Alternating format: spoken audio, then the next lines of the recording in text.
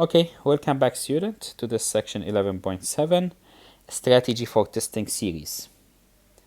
So as you can remember what we did before, that series, we need to test whether they converges or diverges.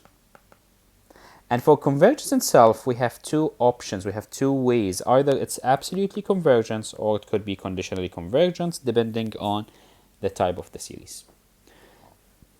And as you can see, we have seen so many tests. We have seen the root test, ratio test, integral test, comparison test. We have seen limit comparison test. And we have seen the test for divergence. So we have seen so many tests.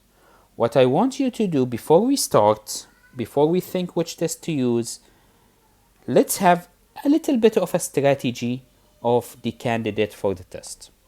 For example, if we start seeing a logarithmic function or polynomial function, I would say the best test to think of is we use comparison and limit comparison test. This is the first thing will come to my mind. And most of the time this will work very nice, and I think it will give you the answer.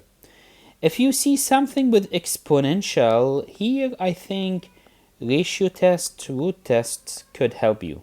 I prefer ratio test for exponential.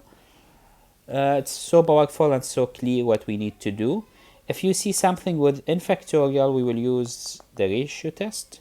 And if we see n to the n, I think root test should be the first one to come to our mind. Now you are wondering what happened to the integral test? What happened to the test for divergence?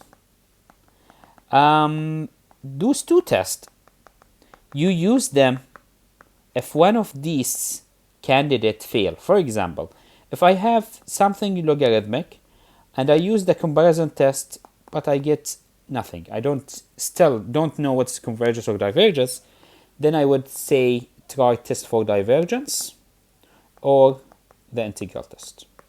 You can do that. So this for divergence, it's very quick. Even you can even look at it. If the limit is not 0, then you just have to say it is divergence.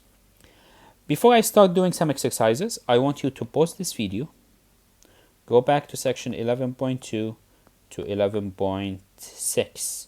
I want you to study them very well, because all the ideas in those sections, we will use them here directly. So good luck with this, and please see the second part of this video for the remaining of section 11.7.